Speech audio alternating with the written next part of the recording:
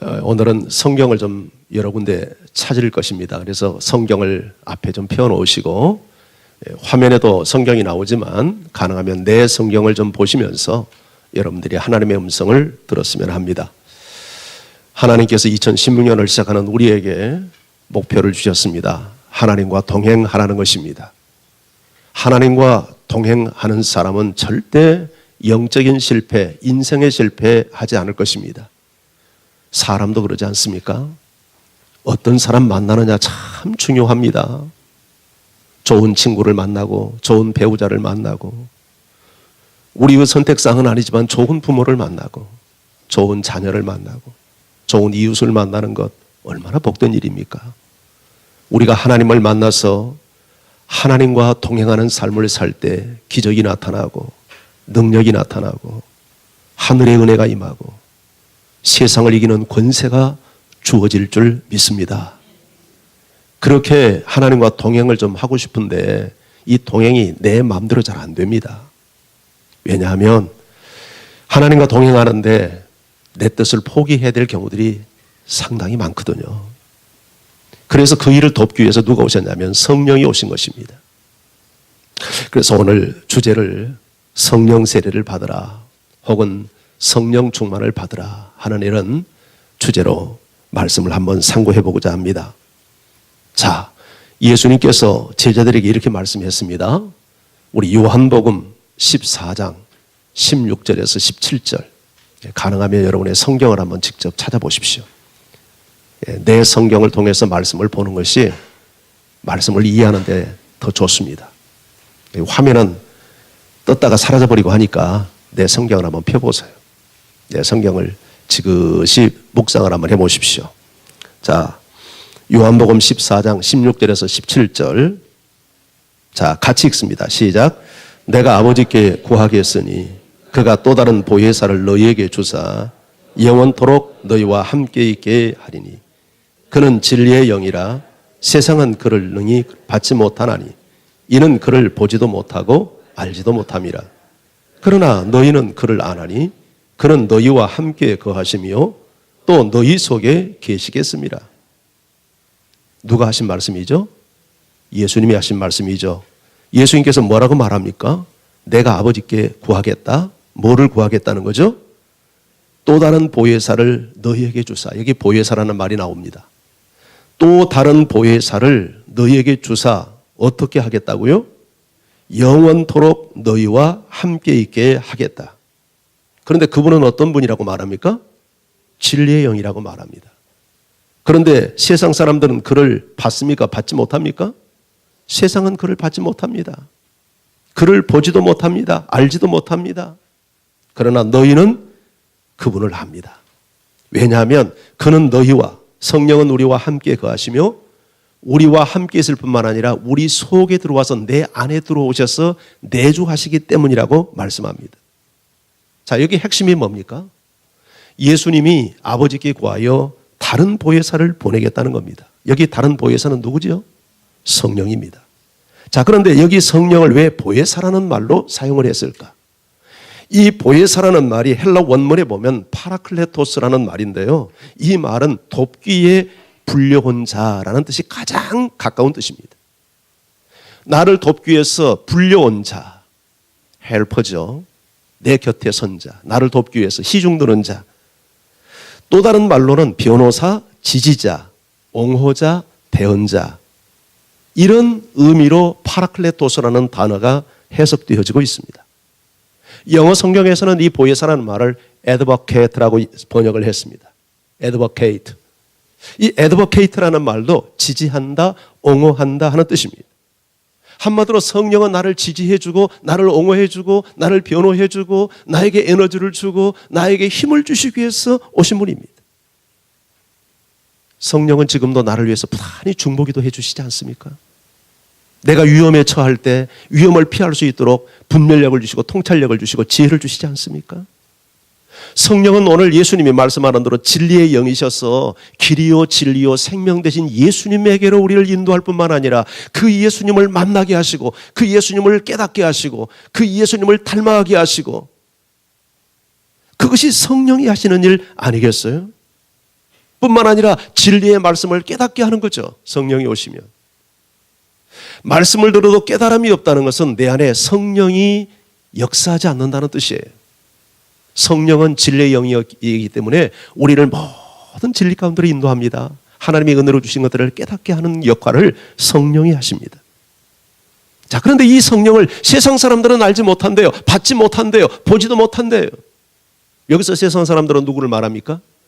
믿지 않는 사람들입니다. 구원받지 못한 사람들입니다. 그러나 너희는, 즉 예수를 믿고 그의 제자가 된 너희는 성령이 함께 계시고, 아멘, 우리 안에 계시고, 아멘. 성령은 우리를 돕기 위해서 그렇게 오신 분입니다. 생명을 창조하시고 진리의 영이신 성령께서, 성령 하나님께서 나와 함께 하시고 내 안에 계시면서 나를 돕는다면 우리 삶이 얼마나 달라지겠습니까? 얼마나 에너지가 넘치고, 얼마나 하늘의 지혜가 넘치고 하늘의 은사와 능력이 우리 안에 넘쳐나겠습니까? 저는 이런 복을 2016년 여러분들이 누리는 해가 되기를 주의 이름으로 축복합니다. 우리 계속해서 한 구절 더 봅니다. 요한복음 14장 26절입니다. 요한복음 14장 26절. 자, 또 함께 읽어봅니다. 시작. 보혜사 곧 아버지께서 내 이름으로 보내실 성령, 그가 너희에게 모든 것을 가르치고 내가 너희에게 말한 모든 것을 생각나게 하리라. 자, 아버지께 구하여 너희에게 내가 보혜사를 보내겠다 했는데 아버지가 보내실 성령이라고 직접 밝히고 있죠. 그 보혜사는 성령이에요. 자, 그가 오시면 무슨 일을 하십니까? 우리를 가르친답니다. 모든 것을 가르친답니다.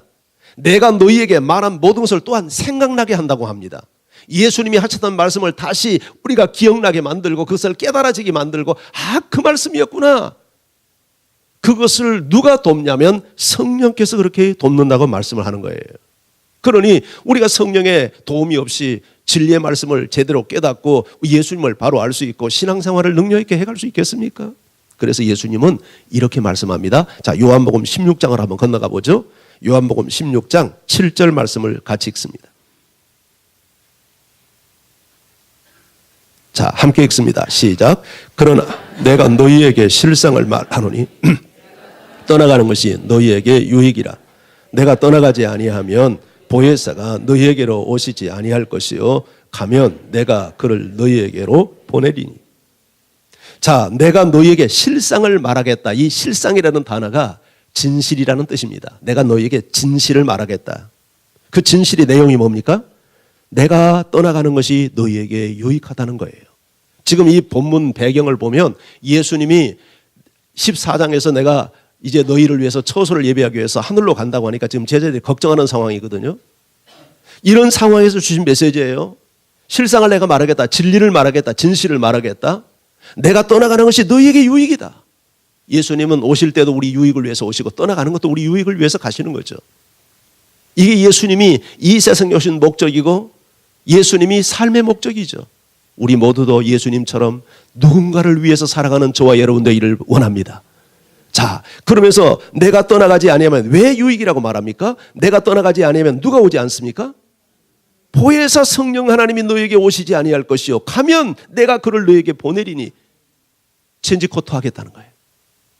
지금까지는 예수님이 육을 가지고 계셨지만 내가 가면 이제는 성령께서 오셔서 너희를 도울 거라는 거예요. 그러면 이 말씀이 내가 가는 것이 유익이고 성령이 오는 것이 우리에게 더 유익이라는 뜻이잖아요. 어떤 의미에서 그럴까요? 예수님은 육체를 가지고 있기 때문에 환경의 제한을 불가피하게 받을 수밖에 없습니다. 우리가 예수님 만나려면 팔레스틴 가야 됩니다. 그 한 몸 가지고 어떻게 세상의 모든 사람들을 자유자재로 만나서 시공간을 초월하여 도울 수 있겠습니까? 뭐 홍길동처럼 뭐 변신을 해서 이렇게 쫙 예수님을 뭐 수백 수천 예수님을 만들어 가지고 하려면 할 수도 있겠지만 그런 방법을 하지 않단 말이죠. 그런데 성령은 영이기 때문에 시공간을 초월하시잖아요. 누구든지 어느 장소든지 오셔서 역사할 수 있잖아요. 예수 믿는 모든 사람들과 함께 하시고 그들 속에 들어가셔서 성령이 일하시잖아요. 그렇기 때문에 내가 가는 것이 너에게 유익하다. 그러면 더 유익을 하기 위해서 오신 그 예수님이 무슨 일을 하는가가 바로 8절부터 9절까지 소개되어 있죠. 자, 8절에서 9절을 같이 읽습니다. 16장 우리 8절 9절 시작. 그가 와서 죄에 대하여 의에 대하여 심판에 대하여 세상을 책망하시리라. 죄에 대하여라 함은 그들이 나를 믿지 아니하며. 자, 그가는 누굽니까? 성령이에요. 자, 성령이 오셔서 무슨 일 하십니까? 죄에 대하여, 의에 대하여, 심판에 대하여 무엇을 해요? 세상을 책망한다. 이 말이 무슨 말이에요? 예, 예수님이 오셔서 이 책망이라는 단어를, 우리 성경은 책망이라는 단어를 썼는데, 영어 성경은 프루브라는 단어를 썼는데, 이 프루브라는 말은 입증한다, 증명한다, 그런 의미예요. 그러니까 세상에 대해서 내가 이 세 가지를 증명할 거다, 입증시킬 거다. 죄가 뭔지, 의가 뭔지, 심판이 뭔지를 세상 사람들에게 알리겠다는 거예요. 누가? 성령이. 그러면서 죄는 뭐에 대해, 뭐가 죄라고 설명을 합니까? 죄는 그들이 예수를 믿지 않는 것이 죄다. 세상 사람들에게 무엇이 죄고 무엇이 의이고 무엇이 심판인지를 성령이 오셔서 가르친다는 거죠. 입증하고 증명한다는 얘기죠. 그런데 예수 믿지 않는 것이 죄다. 이걸 성령께서 입증하시겠다는 거예요. 이걸 우리 성경은 세상을 책망한다는 말로 번역을 했어요. 그런데 이 책망이라는 단어보다는 입증이라는 단어가 더 이해가 좀 잘 된다고 생각을 해요.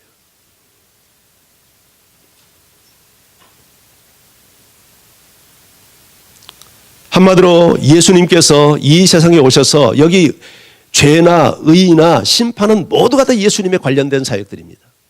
예수님이 아버지께로 가는 것이 의이고, 예수님이 심판에 대하여서 입증한다는 것은 예수님이 십자가의 죽음으로 말미암아 마귀 권세를 이미 심판하셨다는 사실을 뒤에서 설명하고 있잖아요.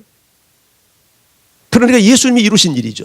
그러니까 성령이 오셔서 하시는 일이 뭐냐면 예수님께서 이루어놓은 구속의 역사를 우리에게 적용시키는 일, 그것을 깨닫게 하고 믿게 하고 받아들이게 하고 예수로 말미암아 구원받게 하고, 그 일을 성령이 하시겠다는 거예요. 예수님은 구속의 역사를 완성하셨어요. 그런데 성령이 오셔서 그 완성된 구속의 역사를 우리에게 이해시키지 아니하면 믿을 수가 없잖아요. 그것을 너희가 죄가 이런 거야, 너희가 의를 얻는 방법은 이거야, 세상은 심판을 받았어, 마귀는 이미 이 십자가 아래서 이미 패배했어, 너희가 예수 안에서 승리의 생활을 할 수 있어, 그것을 성령께서 깨닫게 하시고 알게 하시고 믿게 하신단 말이죠. 근데 이것이 성령이 오시기 전, 더군다나 우리가 구원받기 전에는 아무리 이런 말을 들어도 이해가 안 됩니다. 허무맹랑한 이야기로 들려요. 왜냐하면 우리 영이 죽어 있기 때문이죠. 에베소 2장 1절. 자, 화면을 보세요. 이건 화면을 보세요. 자, 화면 띄워주세요. 에베소 2장 1절 말씀. 자, 시작. 그는 허물과 죄로 죽었던 너희를 살리셨도다. 자, 유명한 구절이죠. 자, 여기서 그는 누굽니까? 그는 누구를 말합니까? 여기는 예수님입니다. 자, 허물과 죄로 죽었던 너희. 죽었다는 건 뭐가 죽었다는 거죠? 우리 영이 죽은 겁니다. 자, 너희는 누구를 말하죠? 그 당시 1차적으로는 에베소 교회 성도들이죠. 그런데 너희가 이제 전에 그랬다는 거죠. 지금 현재 죽은 상태 아니라 너희가 전에 허물과 죄로 죽었다. 그러니까 죄는 우리 영을 죽입니다.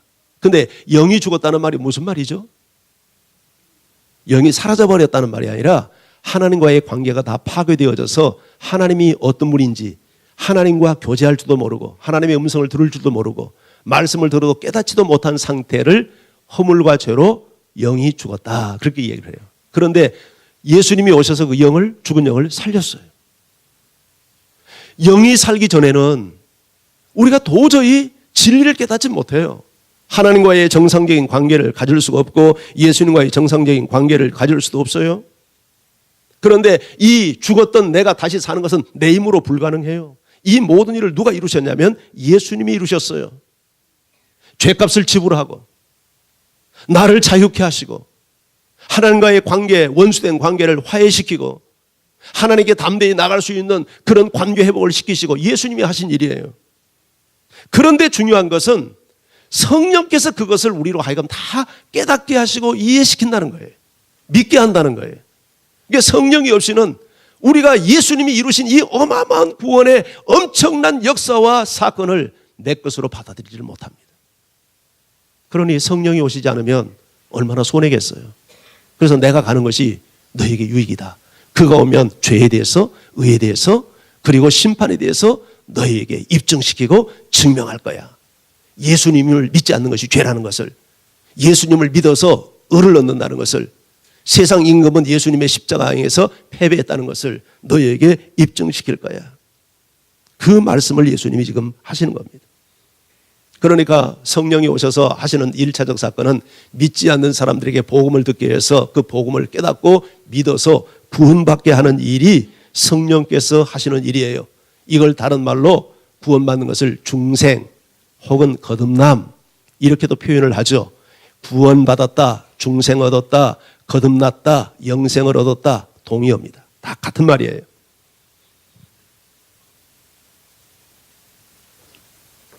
근데 교회를 다녀도 우리가 이 거듭남의 체험이 없이 교회를 다닌 사람은 아무리 다녀도 하나님과의 관계가 회복이 안 됩니다. 하나님이 늘 두려운 존재이고 손님 같은 존재이지 내 아버지라는 느낌이 안 들어요. 그리고 하나님의 말씀이 내 마음에 와서 닿지 않습니다. 이 구원받지 못한 사람들의 특징이에요. 일단 구원을 받아야 깨달음이 오거든요. 성령이 역사해 주셔야 되거든요. 그런 역사가 일어나질 않습니다. 여러분 가운데 혹시 예수님의 십자가 사건이 허무맹랑한 이야기로 들린다든지 나를 위한 사건으로 이해되지 않는다면 심각하게 내가 거듭난 사람인가에 대해서 질문해 보셔야 합니다.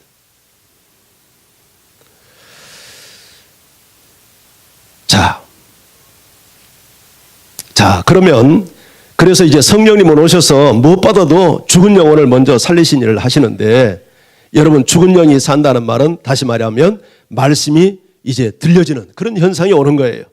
자, 우리 고린도전서를 한번 이건 책을 한번 찾아보세요. 자, 고린도전서를 한번 우리 다 같이 찾아봅니다. 2장 6절 말씀.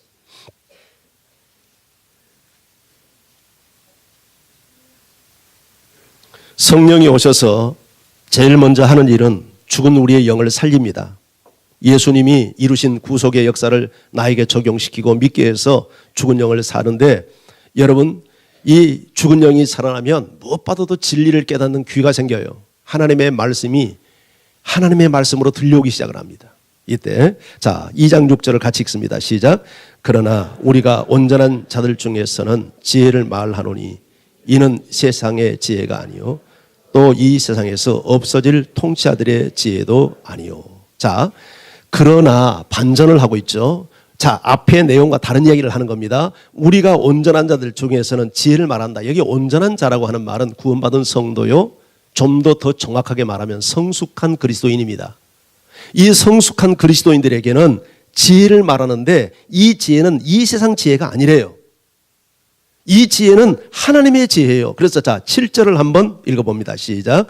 오직 은밀한 가운데 있는 하나님의 지혜를 말하는 것으로서 곧 감추어졌던 것인데 하나님이 우리의 영광을 위하여 만세전에 미리 정하신 것이라.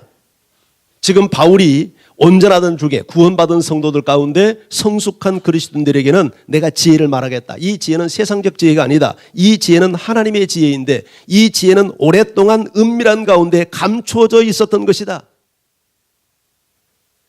하나님의 지혜를 지금 너희에게 말하는데 이게 오랫동안 감추어져 있던 지혜다. 그러면서 8절을 내려가서 한번 또 읽어봅니다. 8절 시작. 이 세대의 통치자들이 한 사람도 알지 못하였나니 만일 알았더라면 영광의 주를 십자가에 못 박지 아니하였으리라. 자, 이 지혜, 하나님의 지혜는 이 시대의 통치자들이 몰랐대요. 만약에 알았다면 영광의 주님을 십자가에 못 박지 않았다고 하는 거예요. 그러면 하나님께서 오래전부터 은밀하게 감추어 주었던 하나님의 지혜는 누구를 향한 이야기입니까? 예수님에 대한 이야기죠. 예수님의 십자가와 부활의 사건이 우리를 살리는 하나님의 지혜였다는 거예요. 이게 구약시대에는 선명하게 드러나지 않았어요. 감추어졌어요. 은밀하게 창고 속에 금고 속에 갇혀있는 듯한 희미하게 뭔가 커튼을 쳐놓고 커튼 너머에 그림자를 보는 듯이 구약시대는 그렇게 예수님이 하나님의 지혜라는 사실을 이해를 했어요. 그런데 예수님이 가시고 나서 성령이 오셔서 그 지혜를 선명하게 커튼을 제쳐버리고 마주 대하여 볼 수 있도록 역사를 하십니다. 그것이 10절에서 나오는 말이에요. 자, 10절을 읽어봅니다. 시작. 오직 하나님이 성령으로 이것을 우리에게 보이셨으니 성령은 모든 것 곧 하나님의 깊은 것까지도 통달하시느니라. 자, 구약의 성도들에게는 너무나도 희미했고 감춰져 있고 은밀했던 지혜, 세상의 어떤 통치자도 이해하지 못했던 지혜, 만약에 통치자들이 예수 그리스도의 십자가의 죽음이, 십자가 사건이 예수가 하나님의 구원의 지혜라는 사실을 알았다면 십자가에 못 박지 않았을 거라는 거예요. 그러니까 모르니까 그 짓을 했다는 얘기죠. 아마 예수님의 죽음을 위해서 의도적으로 예수 그리스도가 하나님의 아들 되심을 그렇게 완전하게 드러내지 않고 감춰놓은 그런 뜻일 수도 있어요. 그런데 예수님이 구속의 역사를 이루고 난 다음에 성령께서 오셔서 이것을 우리에게 선명하게 보여주신단 말이죠. 예수가 너희를 살리는 하나님의 구원이었다. 성령은 하나님의 깊은 속마음까지라도 통달하시는 분이다. 그러니까 성령의 가르침이 하나님의 가르침이다. 아멘. 성령의 도움이 없이는 그래서 누구도 예수를 주라 시인할 수 없는 거예요. 바울이 고린도전서 12장 3절에서 말했죠. 성령으로 아니하면 누구도 예수를 주라 시인할 수 없는 거예요. 우리가 예수님을 향하여 당신은 내 인생의 구세주이시고 내 인생의 주인입니다. 이 고백을 할 수 있고 그분 앞에 무릎 꿇을 수 있고 그분을 예배할 수 있고 그분의 음성을 하나님의 음성으로 듣고 그를 따를 수 있는 것은 전적인 성령의 역사입니다. 할렐루야. 니고데모는요, 성경에 바르새인이요 율법 선생이었다, 그렇게 소개를 하고 있습니다. 바르새인이라는 사람은 어떤 사람이냐면 율법을 철저하게 문자적으로 준수하며 이행하는 사람입니다. 율법 선생은 뭡니까? 율법을 가르치는 사람이죠. 그런데 니고데모는 구원받는 사람이 아니었습니다. 성경을 가르치고 성경 하나님의 말씀을 문자적으로 기계적으로 이렇게 산다고 지키고 산다고 하는 그였지만 구원받은 사람이 아니었어요. 그가 구원받는 사람이 아니었다는 증거들이 나타납니다. 예수님이 그가 영생의 문제로 고민하면서 밤에 예수님을 찾아왔는데 찾아온 그를 향해서 사람이 거듭나지 않으면 하나님 나라 볼 수 없다. 근데 그 말을 이해를 못합니다. 그 말을 이해를 못해요. 어떻게 이 늙은이가 어머니의 태에 들어갔다 다시 나올 수 있단 말입니까? 너는 율법의 선생으로서 그것도 알지 못하느냐? 거듭남이 없으니까 예수님의 말씀을 깨닫지 못하는 거예요. 거듭나서 성령이 내 안에 계셔서 그 말씀을 빛을 비춰주시고 조명을 해줘서 말씀을 깨닫게 해야 되는데 니고데모에게 그것이 없어요. 그러니까 그게 지식적으로 성경을 가르치고 그가 기계적으로 율법의 전통 행위를 하고 있었지만은 하나님과의 관계가 없는 거죠. 최근에 그 KBS 1에서 장영실소 혹시 보신 분 계십니까? 거기 사회를 보신 분이 서울대 교수입니다. 이분이 하버드에서도 공부를 했고 성경을 기가 막히게 잘하고 히브리어 헬라어를 정독을 했습니다. 그가 중동 고대사를 연구했습니다. 그런데 그분 이야기하는 것을 가만히 들어보니까 이분은 성경을 전부 다 하나님의 말씀으로 이해하는 게 아니라 학적으로 분석을 하고 있더라고요. 학적으로 분석을 해요. 그런데 워낙 그분이 지혜가 탁월하기 때문에 지식이 탁월하기 때문에 많은 사람들이 그 말에 굉장히 공감대를 많이 형성하게 했어요. 그분이 책을 썼는데 아직 제가 읽어보지 않았는데요. 아마 니고데모가 그런 사람이 아니었겠나 싶어요. 하나님의 말씀으로 믿는 게 아니라 하나님의 말씀을 전부 다 분석을 해가지고 이게 어떠한 그 철학적인 입장에서 성경을 해석을 하는 거예요. 이때 예수님께서 그에게 이렇게 이야기를 합니다. 네가 거듭나지 않아 물과 성령으로 나지 아니하면 하나님 나라에 들어갈 수 없다. 육으로 난 것은 육이요 영으로 난 것은 영이니. 자, 육으로 난 것은 육이요 하는 말은 아무리 우리가 어머니의 태 속에 다시 들어갔다 나온다 해도 그건 육은 육이다. 영으로 난 것은 영이다 했을 때 여기서 영으로 난다. 우리가 우리 영이 거듭난다는 것은 그 나중에 나오는 영으로 말미암는다. 그것은 성령을 의미합니다. 영적인 거듭남은 성령에 의해서 된다 하는 것을 예수님이 말씀을 한 거예요. 자, 예수님은 또 이렇게 말씀하신 적도 있습니다. 자, 요한복음 1장 12절 13절 한번 찾아봅니다. 요한복음 1장 12절 13절.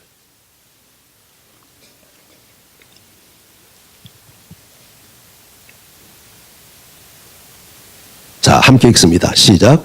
영접하는 자 곧 그 이름을 믿는 자들에게는 하나님의 자녀가 되는 권세를 주셨으니 이는 혈통으로나 육정으로나 사람의 뜻으로 나지 아니하고 오직 하나님께로부터 난 자들이니라.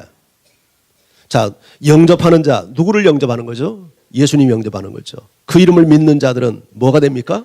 하나님의 자녀되는 권세를 얻습니다. 그런데 이 하나님의 자녀되는 이 권세가 혈통으로나 육정으로나 사람의 뜻으로 나지 않는다. 혈통은 우리가 뭐 조상이 하나님을 믿는 사람이라고 해서 그 후손도 자동적으로 하나님 믿게 되지 않는다. 육정이라는 것은 인간의 결정입니다. 인간의 결정에 의해서 사람의 뜻에 의해서 되어지는 일이 아니다. 이것은 오직 누구로부터 나는 일이다?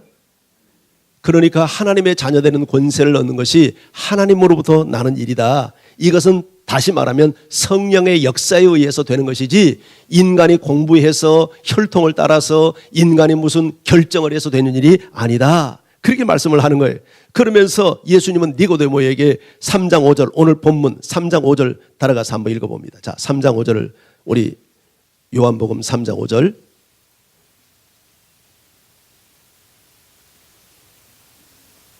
자, 읽습니다. 시작. 예수께서 대답하시되 진실로 진실로 내게 이르노니 사람이 물과 성령으로 나지 아니하면 하나님 나라에 들어갈 수 없다. 자, 앞에서 거듭나야 된다 하는데 이해를 못하니까 좀 더 명확하게 어떻게 거듭나는가? 어떻게 거듭난다고 말하죠? 물과 성령으로 나지 아니하면 들어갈 수 없다. 그럼 여기서 우리가 풀어야 될 단어가 있죠. 물이 뭔가?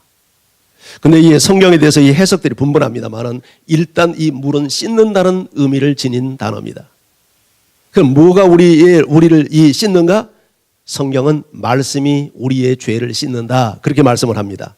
자, 요한복음 15장 3절 화면을 통해서 읽습니다. 자, 요한복음 15장 3절 같이 읽습니다. 시작. 너희는 내가 일러준 말로 이미 깨끗하여졌으니. 뭘로 깨끗해집니까?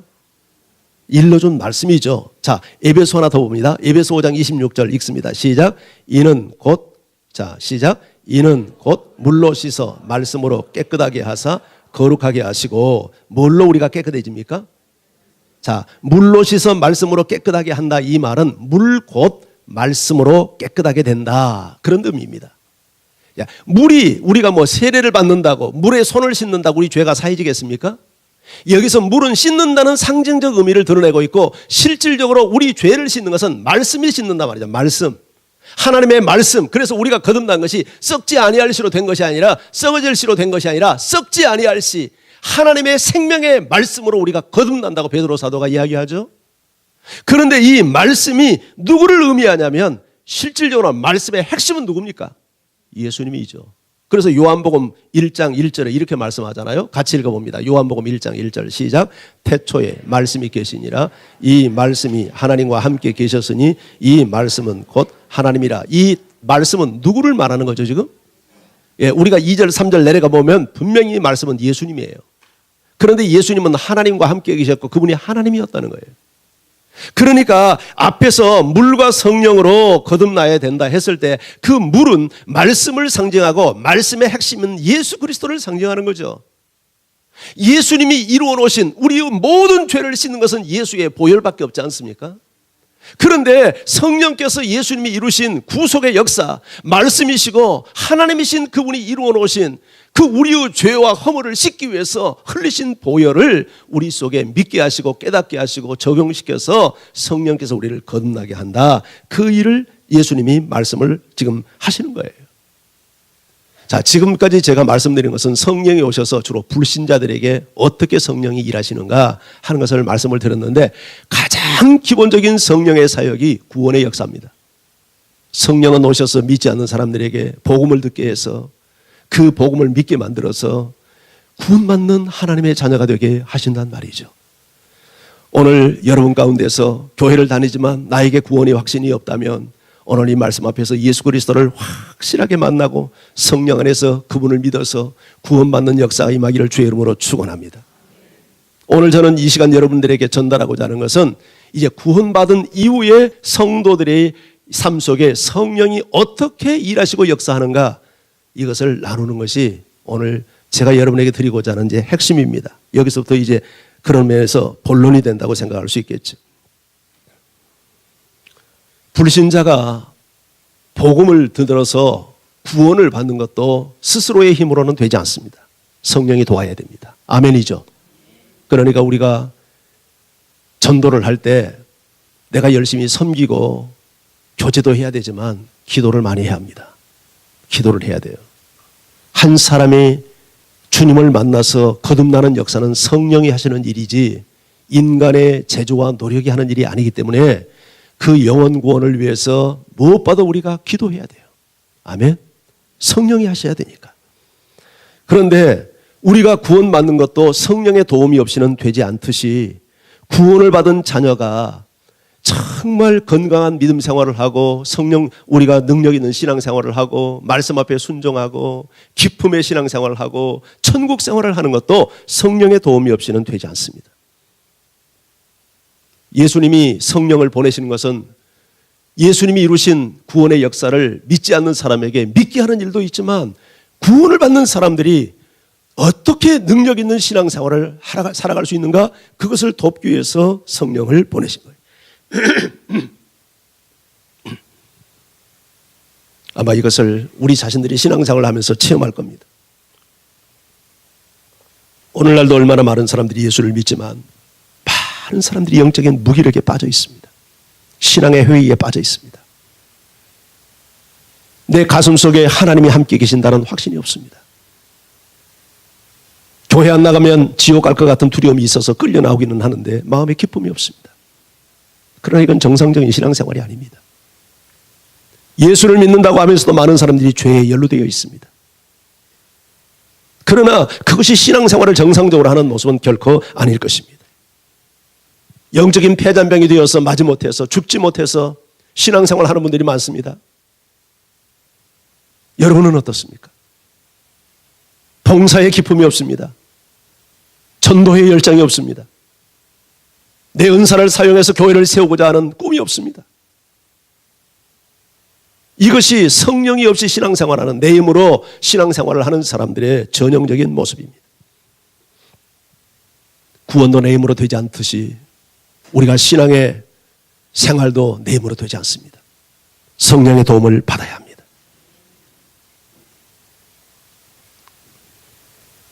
부활하신 예수님께서 오늘 제자들에게 오늘 이제 본문 우리 사도행전으로 한번 가보실까요?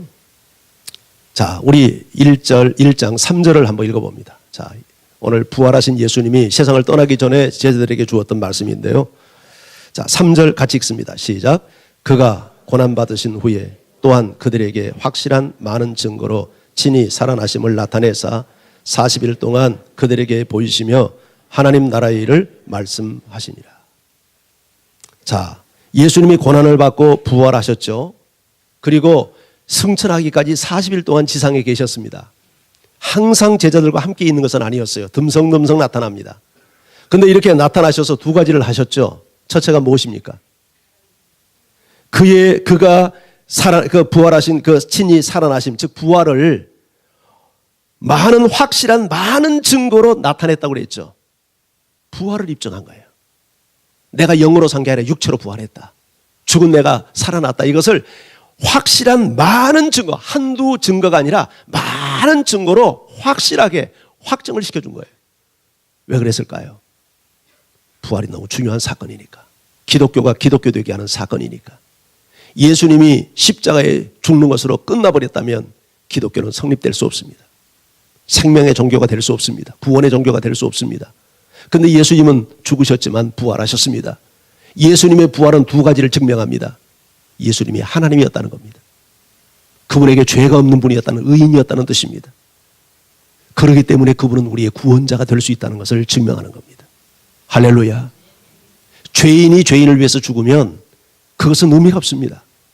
죄 없는 이가 우리를 대신할 때 여러분 효력이 있는 겁니다. 그런데 예수님은 죄인이 아닙니다. 의인입니다. 하나님의 아들입니다. 그분이 나를 위해서 죽은 겁니다. 그래서 우리가 그분을 믿으면 죄가 속함받고 그래서 구원의 역사가 나타나는 것입니다. 이런 의미에서 예수님은 당신의 부활을 확신시키는 많은 증거들을 가지고 확신을 시켰습니다.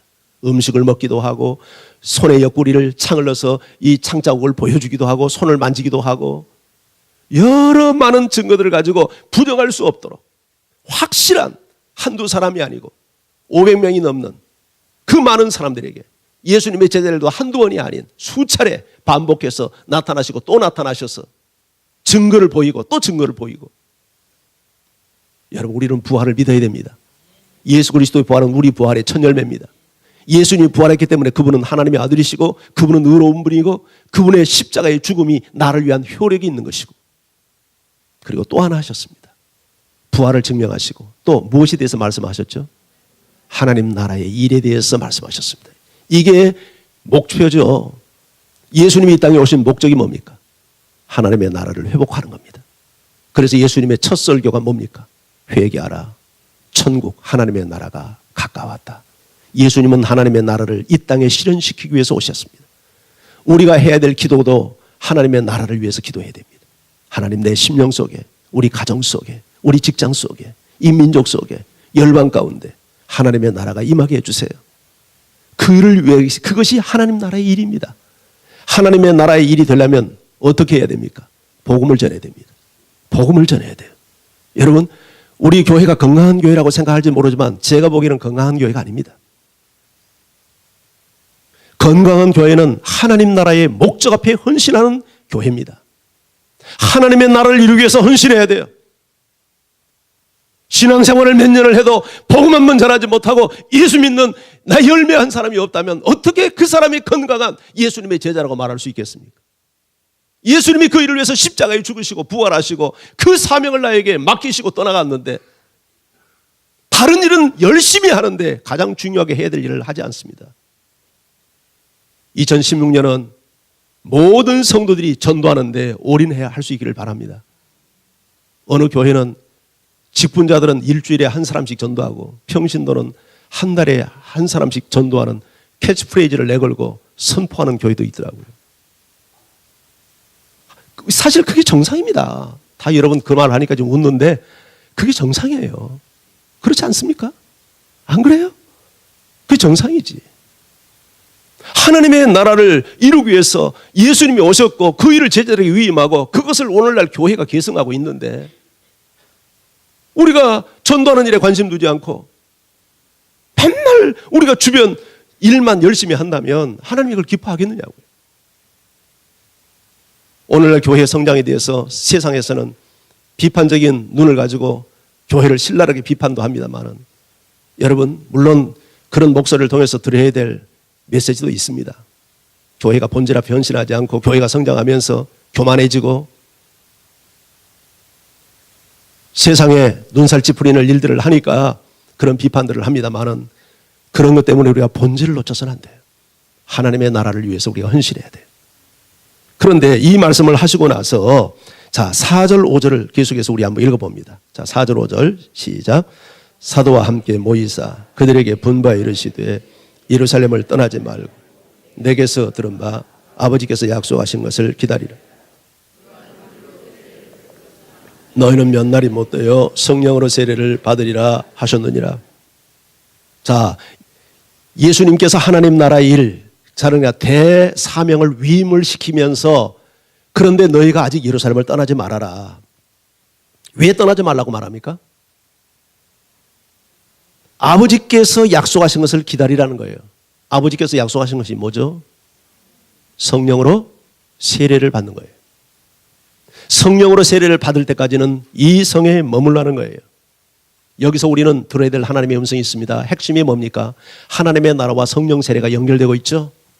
예수님이 제자들에게 40일 동안 하나님의 나라에 대해서 예수님이 오신 목적을 제자들이 위임해주는 메시지를 계속해서 하나의 주제를 이야기합니다. 하나님의 나라, 하나님의 나라, 하나님의 나라. 그게 하나님의 꿈이다. 그게 하나님의 비전이다. 우리가 비전을 받는다고 젊은 사람들 이야기하는데 그 비전은 무엇이 비전입니까? 하나님의 나라를 위해서 하나님이 나에게 사명을 그걸 발견할 때 우리가 비전을 받았다고 말하는 거죠. 어떤 형태든지. 예. 그 비전, 하나님의 나라를 위임하시면서 그런데 이 일은 네 힘으로 안 돼. 성령으로 세례를 받아야 돼. 라고 말씀을 하는 거예요. 그래서 아직 떠나지 마. 너희가 몇 날이 못 되어서 성령으로 세례를 받게 될 거야. 내가 아버지께서 부탁해서 다른 보혜사를 너에게 보내면 오셔서 너에게 성령으로 세례를 줄 거야. 여기서 성령으로 세례를 받는다는 말이 무슨 말인가? 세례라는 말이 밥티조라는 말은 푹 잠긴다는 뜻입니다. 우리가 물 세례 받을 때 원칙적으로 물에 푹 잠겨야 돼요. 요새 우리 장로교에서는 약식 세례를 합니다만은 여러분 침례 교회에서는 침례 목숨을 걸지 않습니까? 근데 저는 그 부분이 사실은 더 성경적이라고 봅니다. 우리가 약식 세례는 뭔가 이게 좀 필이 안 와요. 근데 물속에 좀 팍 들어갔다 나오면 아, 내가 세례 받았구나. 내 옛사람이 죽었구나. 거기다가 가서 좀 한참 들어 앉아서 좀 생명의 위기를 느끼고 나오면 예, 일어나려고 하는데 죄가 꽉 누르고 있어서 좀 물도 몇 모금 마시고 이렇게 나오면 아, 그때 내가 확실히 죽었지. 좀 느낌이 들 것 같아. 그래서 앞으로 여기다가 좀 침례탕을 하나 만들어가지고 이번에 캄보디아 갔더니 그 캄보디아 선교센터 그 8층 옥상에 침례탕이 있는데 많은 사람들이 거기 와서 침례를 행한답니다. 우리도 옥상에다 침례탕을 한번 만들어 볼까요? 푹 잠기는 겁니다. 이건 뭐를 의미합니까? 죽었다는 거죠. 네. 성령 세례도 마찬가지입니다. 성령에 푹 잠기는 겁니다. 그러면 성령에 잠긴다는 말이 무슨 말이에요? 성령으로 세례를 받는다는 말은 성령에 완전 장악당하는 거죠. 그렇죠? 우리의 지성, 우리의 감정, 우리의 의지가 지금은 우리의 이성이 이끌고 갑니다. 내 육이 이끌고 갑니다. 그러나 성령으로 충만해져 버린 것은 성령으로 세례를 받는다는 말은 성령에 의해서 내가 완전 지배당해서 내 지성도 내 감정도 내 의지도 성령이 이끌리는 상태를 성령 세례라고 말합니다. 이런 의미에서 성령 세례는 성령 충만과도 같습니다. 굳이 구분을 해야 된다면 성령 세례는 최초의 성령 충만이다. 이렇게 이야기할 수 있습니다. 그리고 실질적으로 몇 날이 못 되어서 너희가 성령으로 세례를 받으리라 했는데 10일 후에 승천 10일 후에 오순절날 성령이 임하지 않습니까? 자, 우리 사도행전 2장 1절에서 4절까지 성경을 직접 한번 펴서 같이 읽습니다. 사도행전 2장 1절에서 4절. 자, 함께 읽어요. 시작. 오순절 날이 이름에 그들이 다 같이 한 곳에 모였더니 호련히 하늘로부터 급하고 강한 바람 같은 소리가 있어 그들이 앉은 온 집에 가득하며 마치 불의 혀처럼 갈라지는 것들이 그들에게 보여 각 사람 위에 하나씩 임하여 있더니 그들이 다 성령의 충만함을 받고 성령이 말하게 하심을 따라 다른 언어들로 말하기를 시작하니라. 자, 오순절이 다가왔어요. 오순절은 이스라엘 유대의 3대 절기 중에 하나죠. 수많은 사람들이 함께 예루살렘에 모이는 그 절기입니다. 그런데 그들이 여기 120명이죠. 그들이 다 같이 한 곳에 모였어요. 그런데 어떤 현상이 일어납니까? 두 가지 현상이 일어났죠. 하늘로부터 급하고 강한 바람 같은 소리가 들렸어요. 그것이 온 집안에 휘거든 바람 소리가 집안에 가득했고 또 하나 보니까 뭐가 가득합니까? 마치 불의 혀처럼 갈라지는 것들이 불꽃이 나타난 거죠. 불꽃. 그들이 각 사람 위에 임하여 있어요. 그때 그들이 다 같이 무엇을 받았다고 말합니까? 성령의 충만함을 받았다고 말합니다. 그래서 성령이 말하게 하심을 따라 다른 언어들로 말하기 시작을 했대요. 자, 예수님은 1장 5절에서 너희가 성령으로 세례를 받으리라 했는데 성령 세례가 임했을 때 나타난 결과를 성경 저자는 뭐라고 말했냐면 성령 충만을 받았다. 그러니까 성령 세례라는 말과 성령 충만이라는 말을 성경이 동의어로 쓰고 있다는 것을 이해할 수 있죠.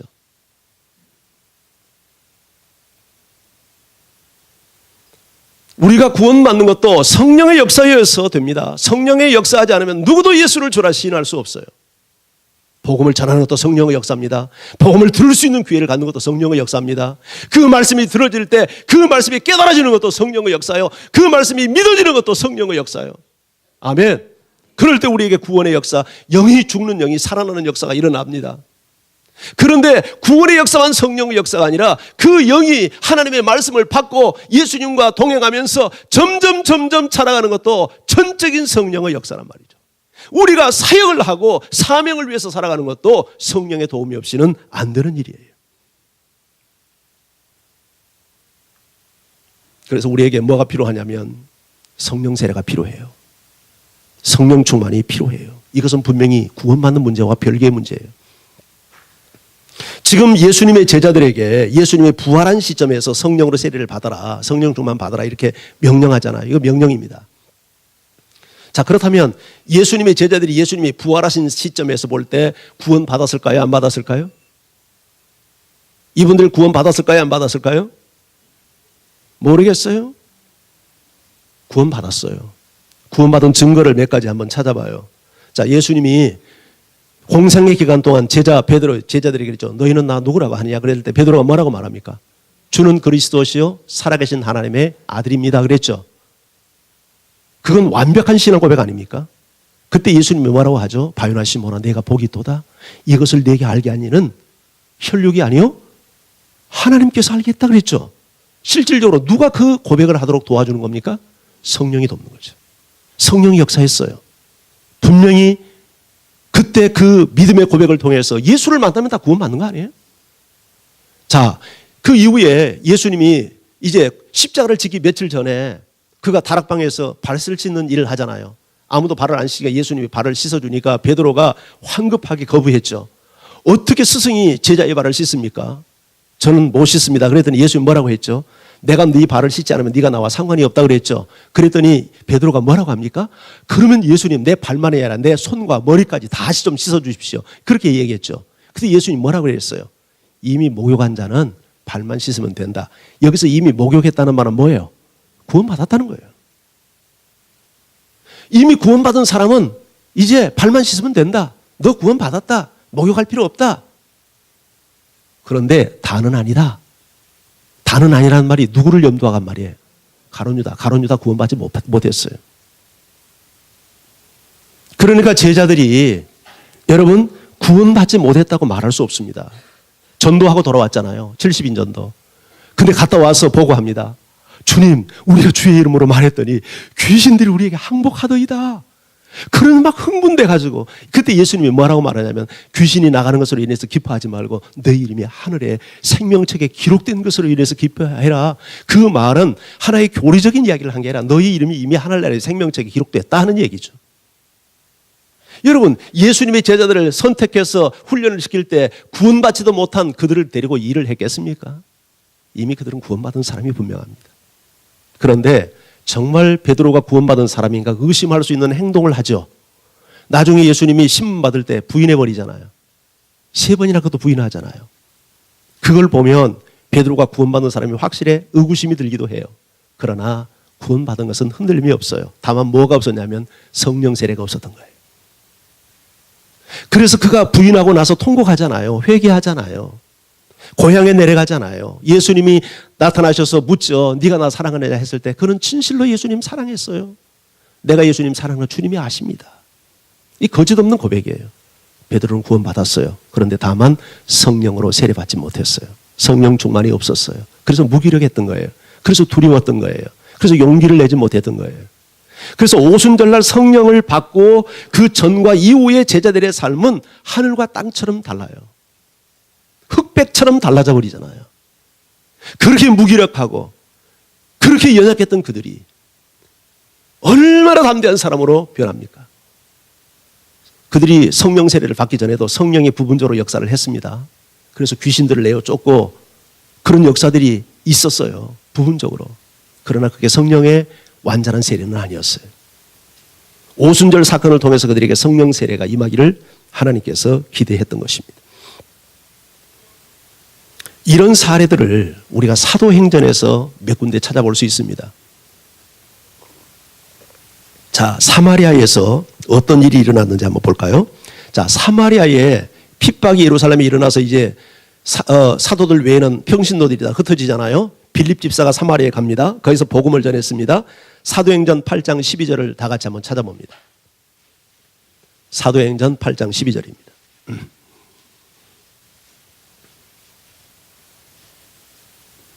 자, 같이 읽습니다. 시작. 빌립이 하나님 나라와 및 예수 그리스도의 이름에 관하여 전도함을 그들이 믿고 남녀가 다 세례를 받으니. 빌립이 가서 무엇에 대해서 전했습니까? 하나님의 나라에 대해서 전했고 또 누구를 전했습니까? 예수님을 전했습니다. 그들이 전도를 받았습니다. 그리고 다 믿었습니다. 그리고 남녀가 다 무엇을 받았습니까? 세례를 받았다는 말은 무슨 말입니까? 예수를 그리스도요 하나님의 아들로 믿었다는 고백입니다. 자, 그런데 이 소식을 예루살렘 교회가 듣습니다. 사도들이 듣습니다. 그리고 사마리아는 그때 이방인 취급을 했던 동네잖아요. 과연 사마리아 사람들이 예수 믿는 것이 확실할까? 이것을 확인하기 위해서 두 사도를 파송합니다. 누가 갔습니까? 베드로와 요한이 갔죠. 그들이 가서 행했던 일을 성경이 기록해 놓고 있습니다. 자, 8장 15절에서 16절을 읽어봅니다. 15절, 16절 시작. 그들이 내려가서 그들을 위하여 성령 받기를 기도하니 이는 아직 한 사람에게도 성령 내리신 일이 없고 오직 주 예수의 이름으로 세례만 받았을 뿐이라. 그들이 가서 뭐 합니까? 성령 받기를 위해서 기도해. 여기서 성령을 받는다는 말은 좀 더 정확히 말하면 성령 세례를 위해서 기도한 겁니다. 성령 충만을 위해서 기도한 거예요. 왜냐하면 아직 한 사람에게도 성령 내리신 일이 없고 예수의 이름으로 세례만 받았기 때문이는 거예요. 자, 그래서 17절 보십시오. 17절을 읽습니다. 시작. 이에 두 사도가 그들에게 안수함에 성령을 받는지라. 그 이전까지는 그들이 성령을 받지 못했어요. 사마리아 사람들이 예수의 이름으로 믿어요. 믿기는 믿어요. 그런데 그들이 성령이 임하지 않아서 성령 세례가 없어요. 그래서 사도들이 가서 성령 세례가 임하기를 위해서 기도를 하며 안수했더니 성령을 받게 되었어요. 구원받는 것과 성령 세례는 확연하게 구분되는 것을 드러내고 있죠. 자, 에베소 교회 한번 더 보죠. 에베소 교회. 자, 에베소 교회는 누가 개척한 교회냐면 아볼로가 개척한 교회입니다. 아볼로는 유명한 설교자였죠. 그런데 아볼로는 복음이 확실하지 않았습니다. 그래서 브리스길라와 아굴라가 데려다가 복음의 명료함을 가르치지 않습니까? 유명한 이 웅변가예요. 설교가예요. 아주 기가 막힌 이 능력이 있는 사람이에요. 어떻게 보면 바울보다 설교를 더 잘했어요. 그래서 사람들이 많이 이끌렸어요. 그런데 바울이 가서 에베소 교회를 보니까 조금 이상해요. 에베소 교회 성도들의 숫자가 12명밖에 안 되는 거예요. 그리고 성도들이 표정을 보니까 영적 활기가 나타나질 않아요. 다 죽어 있어요. 어떤 면에서 보면. 여러분, 교세가 적다고 교회가 뭐 건강하지 않다 이렇게 말할 수는 없죠. 그렇죠? 그런데 상황 따라 적용을 해야 돼요. 저 섬교회나 농촌교회에서 12명 모이는 것과 서울 망원동에서 여러분 12명 모이는 것은 비교가 안 되죠. 만약에 서울에서 이렇게 인구가 많은 도시에서 여러분 30년의 세월이 지났는데 12명 앉아 있다고 하면 그 교회를 건강한 교회라고 할 수 있을까요? 없을까요? 그건 그렇게 말하기 어렵습니다. 왜냐하면 교회가 성장하는 것이 목표는 아니지만 건강한 교회는 자라도록 되어 있거든요. 이게 자연의 원리고 영적인 원리입니다. 이건. 에베소는요, 소아시아의 수도예요. 그 당시 몇만 명, 몇십만 명의 인구가 사는 도시에서 12명 겨우 교인들이 모였다는 것은 그 교회가 정상적으로 성장한 교회가 아닙니다. 그리고 벌써 교회 분위기, 영적 분위기를 보면 사도바울 같은 대사도가 분위기 보면 모르겠어요? 그래서 던졌던 질문이 이것입니다. 사도행전 19장 2절 한번 같이 읽어보면 19장 2절입니다. 사도행전 19장 2절.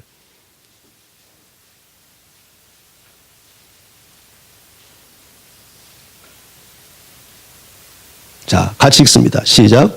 이르되 너희가 믿을 때 성령을 받았느냐? 이르되 아니라 우리는 성령이 계심도 듣지 못하였노라. 자, 바울의 질문을 보십시오. 너희가 믿을 때, 그들이 예수 믿는 사람이라는 걸 인정합니다. 그런데 너희가 믿을 때 그런데 성령 받았냐? 성령 세례 받았냐? 물어요. 그런데 그들이 뭐라고 답변합니까?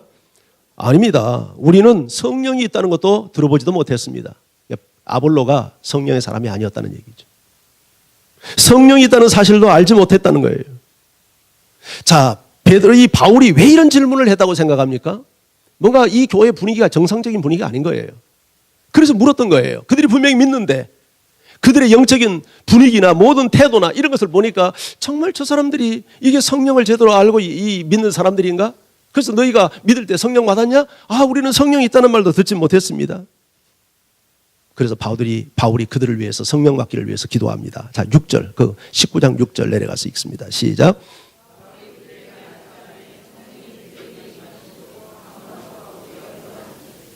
바울이 그들을 위해서 안수합니다. 기도합니다. 그러더니 그들에게 이 성령이 임합니다. 그리고 성령이 임한 외적 증거로서 방언도 하고 예언도 하는 역사들이 나타나는 거예요.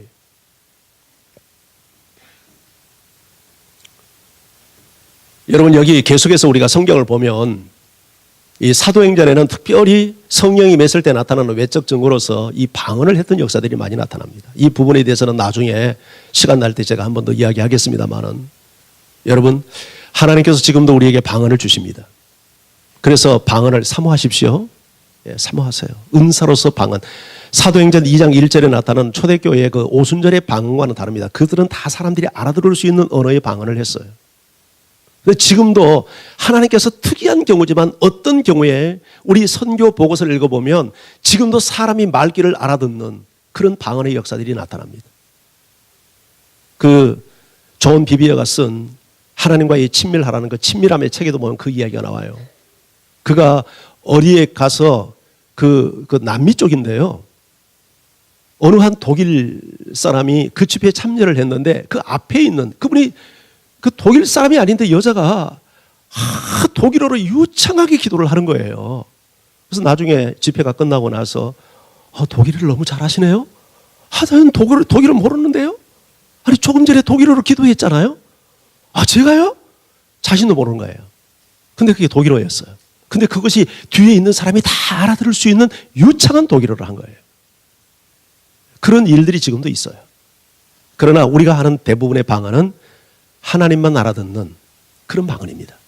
근데 어쩌면 성령이 그들에게 임했을 때 사도행전 교회들을 보면 많은 경우에 방언으로서 하나님의 임재. 그래서 성령이 임했다는 것을 주변 사람들이 다 압니다. 표시가 났기 때문에. 방언을 한다든지 예언을 한다든지 어떤 사인들이 나타났기 때문에 주변에서. 그래서 시몬이라는 사람이 사도에게 바울에게 그러잖아요.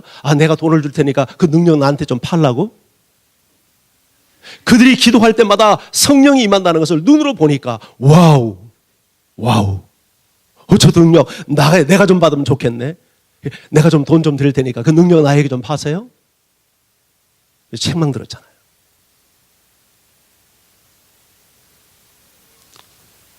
여러분 우리 자신을 한번 진단해 보세요. 나 자신이나 내 배우자나 내 주변이나 내 세론들이나 왜 이렇게 많은 사람들이 무기력합니까? 왜 맥을 못 춥니까? 왜 세상과의 인연을 끊지 못합니까? 왜 죄를 버리지 못합니까? 왜 그렇게 우리의 가치관이 세속적입니까? 왜 이렇게 능력이 없습니까? 왜 봉사에 기쁨이 없습니까? 왜 전도하지 못합니까? 왜 예배의 감격이 사라져버렸습니까?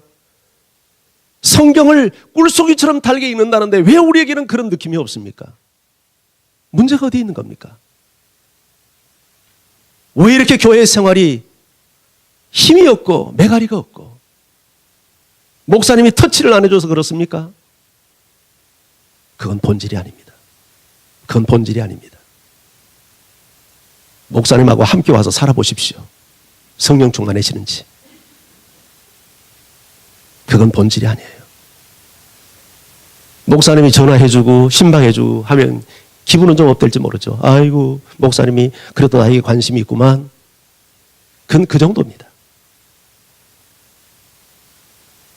정말 우리가 능력 있게 하나님의 뜻에 합당하게 동행하며 하나님이 요구하는 하나님의 기쁨이 되는 신앙생활을 할 수 있는 능력은 성령으로 세례받는 데 있어요. 성령 충만 받아야 돼요. 할렐루야. 이것이 되지 않기 때문에 에베소 교회가 바울이 보니까 완전 죽어있는 교회에 죽어있어요.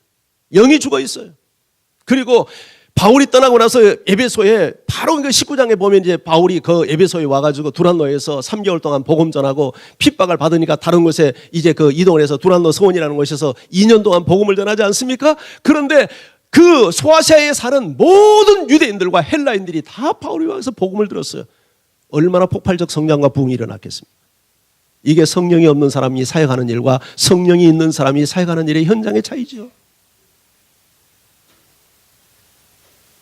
우리가 좀 더 능력 있는 신앙생활을 하기 위해서 성령 세례 받아야 돼요. 성령 충만 받아야 돼요. 하나님 나에게 성령으로 약속한 성령 세례 주시옵소서. 성령 충만 주시옵소서. 아무리 여기 여러분 수억 대의 벤츠 승용차가 준비되어 있어도 시동 걸리지 않으면 무용지물입니다. 아무리 여기 난로가 준비되어 있어도 불 꺼진 난로는 소용없습니다. 아무리 성경 지식을 많이 하고 신학의 연조가 대단하고 직분을 받았다 해도 당신 가슴속에 성령의 불이 없다면 여러분 불행한 신앙생활을 하고 있는 거예요. 저는 2016년을 하나님과 동행하기 시작하면서 성령의 도움을 적극적으로 구하는 여러분 되기를 바랍니다. 성령님 도와주십시오. 오셔서 역사해 주십시오. 제가 성령으로 푹 잠기기를 원합니다. 충만하게 되기를 원합니다. 저에게 성령 충만함을 주시옵소서.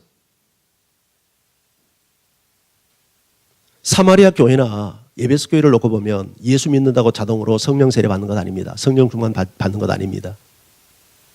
성령 세례 받기 위해서 성령 충만 받기 위해서 별도로 그들은 구했습니다. 기도를 받았습니다. 그래서 거듭남과 성령 세례는 구분됩니다. 어떤 경우에 거듭나는 순간 성령 세례가 오는 경우도 있어요. 그러나 거의 그렇지 않습니다. 심지어는 바울도 마찬가지입니다. 바울이 언제 구원받았을까? 이것을 신학자들이 논쟁합니다. 그러나 대체로 이 견해에 동의합니다. 부활하신 예수님이 나타났잖아요.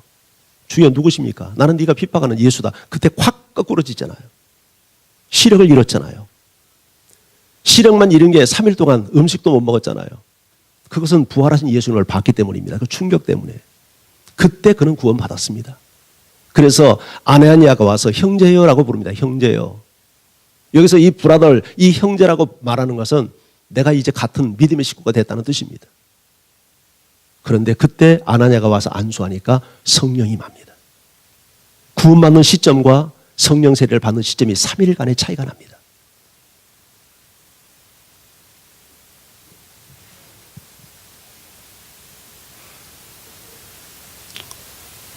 여러분, 우리가 성령의 세례와 이 충만함을 구해서 능력 있는 신앙생활, 감동 있는 신앙생활, 활력 있는 신앙생활 해야 합니다. 우리 교회가 성령의 세례를 받으면 확 상승하는 역사가 나타날 줄 믿습니다. 저는 옛날 하용조 목사님 살아계실 때 그분의 간증을 참 감명 깊게 들었어요. 오늘이 교회가 통합식입니다. 장로교. 우리는 합동이고 거기는 통합이에요. 그때까지 이분이 이제 정말 목회에 특별한 은사가 있고 설교 은사가 있고 남들이 하지 못한 정말 그런 어떤 현대적인 목회를 하면서 교회가 많이 성장을 했어요. 그런데 이분에게 근로기가 온 겁니다. 남들은 눈치채지 못했지만 본인 자신에게 한계를 느낀 겁니다. 그래서 안식년을 했습니다. 그리고 어디를 갔냐면 하와이 갔습니다. 하와이 예수전도단 열방대학. 거기서 이분이 깨졌습니다. 어떤 면에서 깨냐면 성령론에 깨졌습니다. 그 전에 자기 말로 그래요. 여의도 순복음교회 조영교 목사님이 자기 교회에 와서 설교 부탁을 했는데 나는 그따위 교회는 안 간다고 안 갔답니다. 그런데 그가 열방대학에 가서 성령 체험을 한 겁니다. 그리고 돌아와서 온누리 드림 교회, 온누리 교회에 하도 제가 온누리 드림 하니까 드림이 나오네. 온누리 교회에 선포했냐면 성령의 역사를 선포했습니다. 우리 교회는 성령 세례를 사모하고 성령 충만을 사모하고 성령이 역사하는 교회가 되기를 우리는 열망한다. 그리고 성령 집회를 하기 시작을 했습니다. 그러면서 이 두란노, 이 온누리 교회가 폭발적 성장을 했습니다. 그 전까지 6천 명 한계 속에 갇혔습니다. 그런데 그 일이 있고 나서 2만 명대, 3만 명대까지 온누리 교회가 성장하기 시작을 했습니다. 우리 교회가 정말 성령의 역사가 없이는 아무것도 할 수 없습니다. 우리 교역자들이 성령 세례를 사모하고 우리 장로님들이 성령 세례를 사모하고 우리 안수집사님들이 성령 세례를 사모하고 우리 권사님과 셀리더와 디렉터 모든 성도들이 이 성령의 세례를 사모하고 성령을 존중하고 높이기 시작할 때 우리 교회에 폭발하는 역사가 나타나리라고 믿습니다.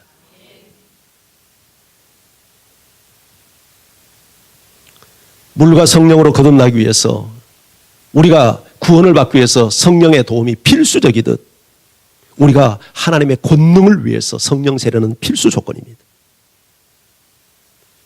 여러분, 구원은 성령이 거듭남은 구원에 관련된 것이지만 성령 세례는 사역에 관련된 것입니다. 권능에 관련된 것입니다. 이건 구원의 문제가 아닙니다.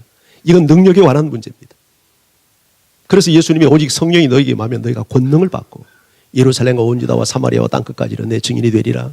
이건 권능은 사역을 위한 것입니다. 신앙의 능력을 위한 것입니다. 무기력한 신앙에서 활기 있는 신앙으로, 죽어있는 신앙에서 생명력 있는 신앙으로, 우리가 땅에 늘 헤매고 다니는 신앙에서 저 하늘 공중을 우리가 비행하는 신앙으로 비상하는 신앙이 되기 위해서 성령 세례가 필요한 것입니다. 우리를 살리는 모든 역사는 성령의 역사입니다. 나에게 생명을 주신 이도 성령의 역사입니다. 예수님을 이 땅에 잉태시킨 이도 성령이요, 무에서 유를 창조하는 실무도 성령이 담당했습니다. 죽은 자가 살아나는 비결은 성령밖에 없습니다.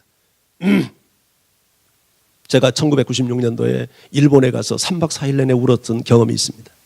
생각해 보니까 그때 나에게 성령 세례가 임했던 것 같습니다. 정말 그렇게 눈물이 쏟아질 수가 없었습니다. 어떻게 사람의 눈에서 이렇게 많은 눈물이 쏟아질 수 있는가?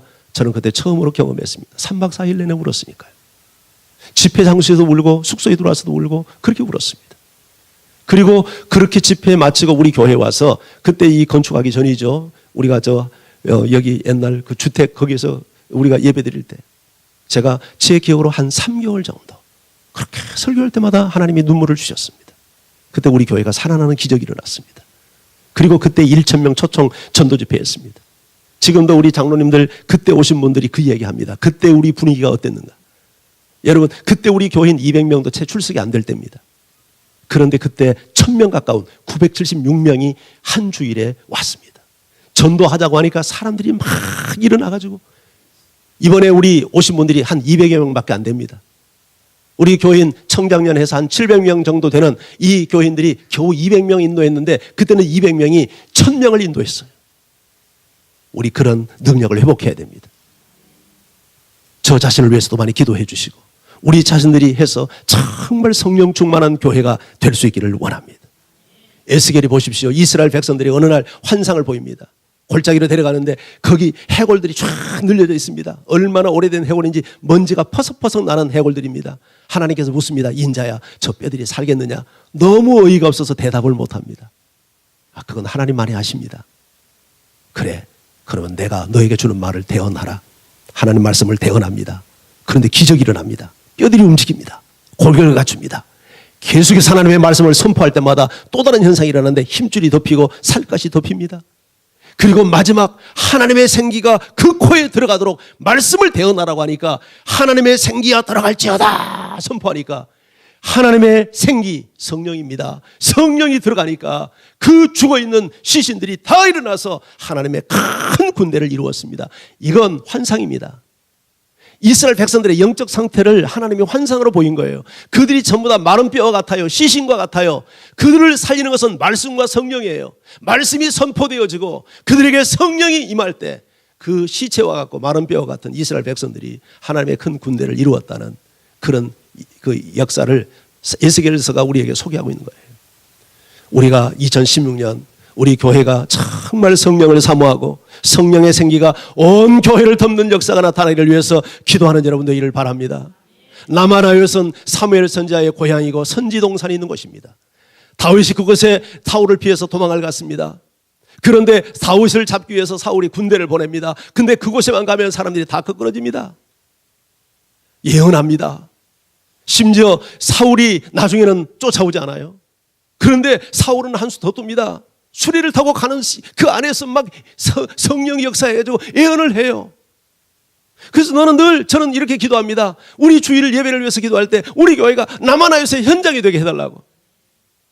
사람들이 어떤 정말 불신자가 와도 어떤 마음이 강팍한 사람이 와도 저 벌써 성전 문만 열고 들어오고 저 마당만 밟아도 마음에 감동이 임하고 역사가 임하고 하나님께서 하늘문을 열리고 마음문이 열리는 역사가 일어나게 해달라고. 예배를 위해서 기도하는 우리 성도들이 그렇게 기도해 주시고 우리 교회가 이런 교회 되기를 원합니다. 이건 성령의 역사가 아니고는 일어날 수 없는 일입니다. 성령의 역사하면 죽은 신앙이 살아납니다. 예배가 살아날 겁니다. 봉사가 살아납니다. 전도가 살아납니다. 사역이 살아납니다. 성령 충만 그래서 우리가 받아야 됩니다. 자원하는 마음이 일어날 겁니다. 어떤 힘도 기쁨으로 힘든 일도 기쁨으로 감당하며 어떤 무거운 명령도 우리는 자원해서 기쁨으로 순종하게 될 것입니다. 그래서 구원을 받은 것으로 만족하면 안 되고 성령의 충만한 세례를 구해야 됩니다. 성령 충만 받지 못하면 절대 전투적 교회가 못 됩니다. 세상을 정복하지 못합니다. 쪼그라듭니다. 이웃에게 가서 예수 예자도 꺼내지 못합니다. 복음을 위해서 살지 못합니다. 육체가 되어서 오로지 자기 자신만을 위해서 살아갑니다. 그러나 성령의 사람이 되면 나를 부인하고 하나님의 나를 위해서 살고 예수를 위해서 살고 복음을 위해서 살고 영원을 위해서 살고 교회를 세우는 데 헌신합니다. 비판적인 사람이 안 됩니다. 긍정의 사람이 됩니다. 부정적 사람이 되지 않습니다. 이게 성령의 역사입니다.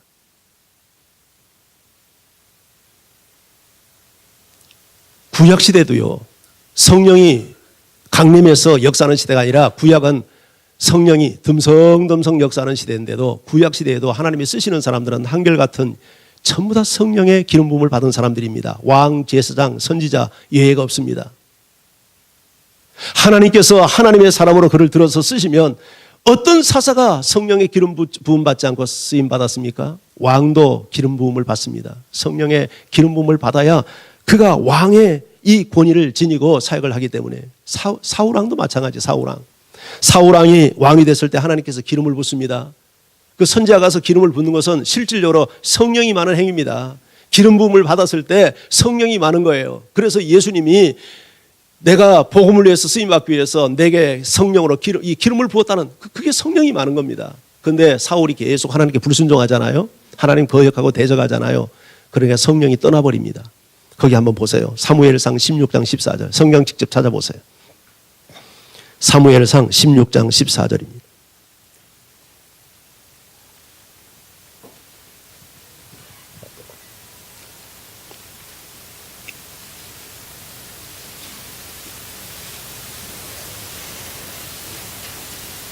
사무엘상 16장 14절.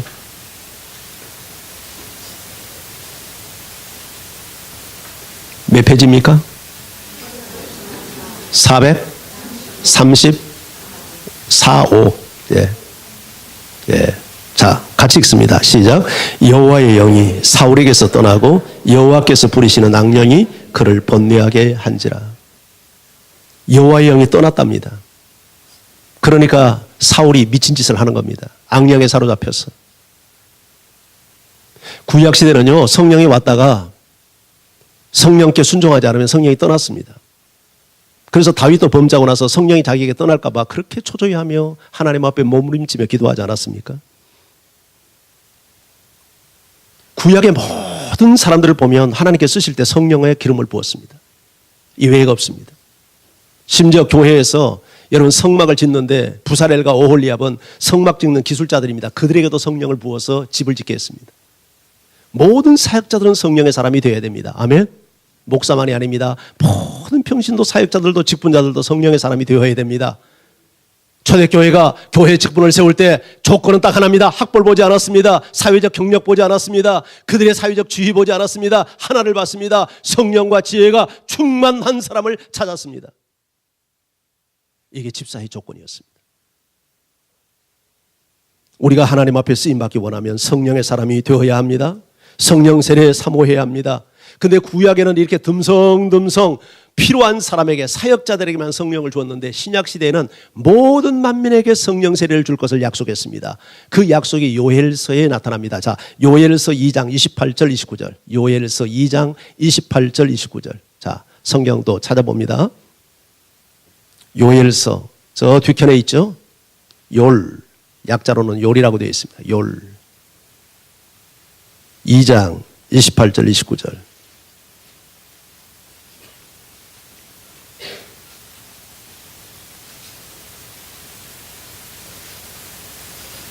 자, 찾으셨나요? 같이 읽습니다. 시작. 그 후에 내가 내 영을 만민에게 부어주리니 너희 자녀들이 장래일을 말할 것이요 너희 늙은이는 꿈을 꾸며 너희 젊은이는 이상을 볼 것이며 그때에 내가 또 내 영을 남종과 여종에게 부어줄 것이며. 자, 그 후에라고 했는데 그 후는 언제를 말할까요? 이것은 신약시대입니다. 예수님이 다녀가신 이후 시대를 말합니다. 구약에는 신약시대를 말세라고 불렀습니다. 이 말세예요. 자, 내가 내 영은 누구죠? 성령이요. 성령을 누구에게 부어줍니까? 만민, all people, 모든 백성에게 부어줍니다. 자, 너희 자녀들이 그렇게 되면 어떻게 됩니까? 장래일을 말합니다. 어린 아이들이 장래일을 말하고 너희 늙은이는 꿈을 꾸고 너희 젊은이는 이상을 보고. 하나님께서 남녀노소 내 영을 남종과 여종에게 다 부어준대요. 그때 예수님이 왔다 가신 이 말세 시대에는 모든 남녀 종들에게, 모든 민족에게 신분, 지위, 고하, 남녀노소를 차별하지 않고 모든 사람에게 주의 성령을 부어주셔서 어린 아이들은 장래일을 말하게 하고 노인들은 꿈을 꾸게 만들고 젊은이는 환상을 보게 한다는 거예요. 할렐루야. 노인들로 성령을 받으면 꿈을 가지고 삽니다. 여기서 꿈은 잠자면서 꿈꾼다는 그 꿈이 아니죠. 하나님께서 하나님 나라를 위해서 꿈을 꿀 수 있는 비전을 주시는 거예요. 이 요엘 선지자가 예언할 때가 주전 770년입니다. 예수님이 오시기 전 770년 전이에요. 그 유대인들에게 있어서 그 당시 유대인들에 있어서 모든 민족, 그러니까 유대인만이 하나님의 선민이고 유대인들 이외에 이방인들은 전부 다 배타하는 하나님의 백성이 될 수 없다고 믿는 시대였어요. 그 시대는. 그런데 놀랍게도 요엘이 성령을 부어주는데 이스라엘에게만 성령을 부어주지 않는다고 하지 않고 all people, 모든 백성들에게, 모든 민족에게 하나님께서 성령을 부어주신다고 예언하고 있는 거예요. 이방인에게도. 그리고 이것이 정확하게 800년 후에 성취되지 않습니까? 오순절 성령 그 강림 이후에 그 첫째는 예루살렘에만 임했지만 그것이 사마리아에게도, 그것이 또 에베소 소아시아 지역에도, 고넬료라고 하는 이방인에게도, 사도행전에 보면 이방인 온 백성에게 성령이 임하는, 성령을 부어주시는 현장을 사도행전이 소개를 하고 있어요.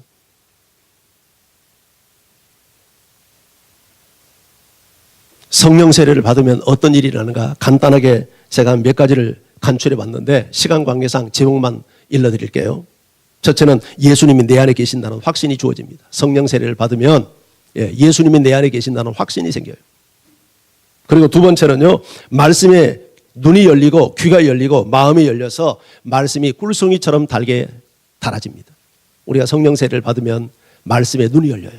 귀가 열려요. 듣는 귀가 생기고 우리가 보는 눈이 열리고 성경을 보면 문자가 아니라 어떻게 이렇게 기가 막힌 말씀이 나에게 있지, 이것을 나를 위한 말씀이네, 그렇게 성경이 받아들여져요. 세 번째, 기도의 힘을 얻습니다. 성령 세례를 받으면 기도의 힘이 주어져요. 특히 방언의 은사를 받는 분들은 기도의 영을 받는 겁니다. 1시간, 2시간 기도하는 거 문제되지 않습니다. 네 번째는 놀라운 기쁨과 평안이 주어집니다. 놀라운 기쁨과 평안이 주어져요. 이 성령 세례를 받고 나면 우리 마음속에 기쁨이 생깁니다. 평안이 주어집니다. 다섯 번째는 환경을 이기고 죄를 이기고 끊는 결단을 하게 됩니다. 환경을 이깁니다. 죄를 이깁니다. 환경에 굴복하지 않습니다. 이런 역사가 나타납니다. 여섯 번째는 담대히 그리스도를 전하게 됩니다. 사람들에게 위축당하지 않습니다. 사도행전 4장에도 보면 그들이 빌기를 다음에 모인 것이 진동하더니 성령의 충만함을 받고 담대히 하나님의 말씀을 증거했다고 이야기를 합니다. 담대히 그리스도를 전하게 되는 것입니다. 일곱 번째는 은사가 임합니다. 방언이 임한다든지 예언을 한다든지 여타 기타의 은사들이 우리에게 임합니다. 그리고 마지막 여덟 번째, 교회를 세우게 되고 하나님의 나라를 위해서 헌신하는, 사명을 위해서 살아가는 사명자가 되는 겁니다. 성령 세례가 우리에게 임하면 교회를 세우는 데 기여합니다. 하나님의 나라를 확장해 가는 데 헌신하게 됩니다. 이제 마지막 부분을 말씀을 드릴게요. 자, 성령 세례는 그러면 언제 임하는가? 자, 어떻게 성령 세례를 받을 수 있는가 하는 것입니다. 간단하게 정리를 하고 우리가 이제 좀 기도하는 시간을 갖도록 하겠습니다. 첫째는 말씀을 들을 때입니다. 말씀을 들을 때. 자, 사도행전 10장 44절. 자, 같이 읽습니다. 시작. 베드로가 이 말을 할 때에 성령이 말씀 듣는 모든 사람에게 내려오시니. 베드로가, 그랬죠. 자, 베드로가 이 말을 할 때, 이건 고넬료 집에 가서 했던 현장인데요. 고넬료가 거기 있는 사람들이 이방인이잖아요. 로마 사람입니다. 그런데 사람들을 가득히 자기 사람들을 모아놓고 베드로 사도를 기다립니다. 사모했습니다. 이 사람은 베드로 사도가 오기 전에도 구제하고 하나님을 믿는 사람이었어요. 근데 기도할 때 네가 사람을 보내서 베드로 사도를 초청하라는 하나님의 음성을 듣습니다. 환상을 봐요. 그리고 베드로가 왔어요. 그리고 와서 예수 그리스도의 복음에 대한 메시지를 전합니다. 그런데 그 말씀을 듣고 있는데 모든 사람에게 성령이 임한 거예요. 성령 충만한 목회자가 여러분 정말 사모하는, 성령을 사모하는 성도들에게 메시지를 전할 때 그 말씀 듣는 현장에 성령 세례가 임하는 역사들이 일어납니다. 우리가 이런 역사를 교회 사이에도 찾을 수 있는데 미국의 3차 대각성운동이 일어났는데 이 3차 대각성운동을 주도했던 그 인물이 조나단 에드워드라는 사람이에요. 이분은 굉장한 신학자이고 설교자고 목회자입니다. 그런데 이분의 설교는 항상 원고를 읽는 설교예요. 학자니까 그렇게 막 대중적인 연설을 하는 스타일이 아니라 성경을 원리대로 다 이렇게 설교를 준비해서 성도들 보지도 않고 이렇게 성경을 읽기만 하는데 그 메시지를 듣고 사람들이 거꾸로지는 거예요. 가슴을 치고 통곡하고 회개하는 역사가 일어나는 거예요. 그래서 1차, 2차, 3차 대각성 운동이 일어나고 이때 수많은 젊은이들, 엘리트 인재들이 헌신해서 선교사로 나가서 우리나라에도 그때 그래서 복음이 들어온 겁니다. 그 여파로. 예. D.L. 무디, 찰스 피니 이런 사람들이 다 조나단 에드워드의 영향을 받은 사람들이에요. 1907년 평양에 대부흥운동이 일어났습니다. 그 현장이 무슨 현장이냐면 사경회 현장입니다. 평안 남북도 남전도에 여러분 사경회가 뭡니까? 성경 공부하는 시간이잖아요. 근데 그 시간에 성령이 임했어요. 그래도 그 난리가 나가지고 여러분 성령의 폭발이 일어난 겁니다. 평양 시내가 완전 새로워지고 기생과 술집과 폭력이 난무하는 평양 시내가 동양의 예루살렘이라는 평을 들을 정도로 사람들이 변화되고 그 당시에 김익두 또 저기 제주도에 갔던 누굽니까? 이기풍 이런 사람들이 전부 다 깡패들입니다. 깡패. 예, 이기풍은 선교사님 그 마페 선교사 돌을 던져가지고 턱을 깨뜨렸잖아요. 김익두는 유명한 깡패였잖아요. 시장 갈 때마다 사람들이 자기 가랭이 속으로 들어가지 않으면 죽도록 패놓고 이런 짓을 했잖아요. 그런 사람들이 그 당시 평양의 대부흥운동이 일어날 당시에 전부 다 회심했던 사람들이에요. 여러분 이런 놀라운 성령의 역사가 말씀 듣는 역사의 현장 속에 임합니다. 우리 교회가 말씀이 더 풍성해지기를 원합니다. 여러분 사도행전 6장 7절에도 보면 사도들이 정말 모든 신방하고 이제 구제하는 일을 다 성도들에게 유임하고 기도하는 일과 말씀 전하는 일에 집중했더니 말씀이 점점 왕성하면서 믿는 자의 수가 증가되고 심지어 세상에 허다한 무리가 이 도에 복종하는 역사가 일어났어요. 우리 교회가 말씀이 더 강력해지는 교회가 되기를 원합니다. 두 번째는 기도할 때 임합니다. 기도할 때. 간절히 기도할 때. 자, 우리 사도행전 1장 14절 말씀 같이 읽어봅니다. 사도행전 1장 14절 시작. 여자들과 예수의 아우들과 더불어 마음을 같이하여 오로지 기도에 힘쓰더라. 자, 이때는 너희가 예루살렘 떠나지 말고 아버지께서 약속하신 성령 세례를 기다리라. 그래서 그 120명이 그 고향으로 돌아가지 않고 마가 요한의 다락방에 모여서 그 성령을 기다리는데 성령을 우두거리 앉아서 기다리지 않았습니다. 낮잠 자며 기다리지 않았어요. 어떻게 기다립니까? 거기 모인 사람들이 마음을 같이하여 오로지 기도에 힘을 썼어요. 마음을 같이하여 오로지 기도를 했다는 말은 성령의 약속하신 세례를 받기 위해서 한마음이 되어서 그것을 사모하면서 전혀 기도에 힘을 썼다는 얘기죠. 우리도 성령 세례 받기 위해서 그렇게 기도해야 될 줄 믿습니다. 줄라면 주고 말라면 마시오. 나 아쉬울 거 별로 없는 사람이요 하면서 뜨뜻 미지근하게 기도하지 않고 하나님 내가 성령 세례 받지 않고는 무용지물입니다. 제가 성령 세례 받지 않고 떠나지 않겠습니다. 저에게 약속하신 성령의 기름을 부어 주십시오. 제가 2016년도는 이전 해와 다르게 신앙생활을 하고 싶습니다. 언제까지 내가 무기력하게 하나님이 계신지 안 사랑인지 확신도 없이 이렇게 흐리멍텅하게 내가 신앙생활을 하겠습니까? 내가 성령의 충만한 세례를 받고 확신과 능력을 가지고 신앙생활을 하고 싶습니다. 나에게 기름을 부어 주시옵소서. 성령 세례 허락해 주시옵소서. 간절히 기도하는 여러분 되기를 바랍니다. 심지어 예수님도 공생 시작할 때 여러분 요단강에서 세례 요한에게 세례를 받고 그리고 기도할 때 하늘이 열리고 성령이 비둘기 같은 성령이 예수님에게 임하잖아요. 성령 세례 받는 장면입니다. 성령 세례 받는 장면. 그리고 예수님이 사역을 했잖아요. 그래서 제자들에게도 너희가 예루살렘 떠나지 말고 약속하신 성령 세례 받으라는 거 아니에요. 오늘 우리가 그런 날이 되기를 원합니다. 그리고 마지막 세 번째는 안수할 때입니다. 안수할 때. 사도 바울도 아나니아의 안수를 받을 때 성령이 임했고 사마리아 교회도 베드로와 요한의 안수를 받을 때 성령이 임했고 에베소 교회 12명의 신자들도 사도 바울의 안수를 받을 때 성령이 임했습니다. 여러분 안수라고 하는 것은 믿음이 약한 나에게 믿음을 보강시키기 위해서 믿음이 강한 자가 돕는 겁니다. 소위 임파테이션이 일어나는 거죠. 오늘 제가 그래서 여러분 안수하고자 합니다. 이때 앉으실 때 우리가 여기 공간에 다 오셔서 이렇게 하면 좋겠는데 좀 부족할 것 같으니까 사이드에 전부 다 사이드로 앉아서 두 분씩 이렇게 양쪽으로 다 갈라서 제가 가운데 들어가기가 불편하니까 그렇게 하고 우리가 좀 특히 기도하는 시간을 좀 가졌으면 합니다. 오늘 성령의 충만한 세례가 여러분에게 임해서 이전과는 다르게 능력 있는 신앙생활을 하고 내 삶을 온전히 주님께 붙잡힌 바 되어서 그렇게 사역하고 그렇게 살아가고 행복하게 신앙생활하고 내 행복이 또 다른 사람에게 전파되고 흘러가는 그야말로 플로잉하는 이런 역사들이 여러분의 삶을 통해서 나타나기를 원합니다.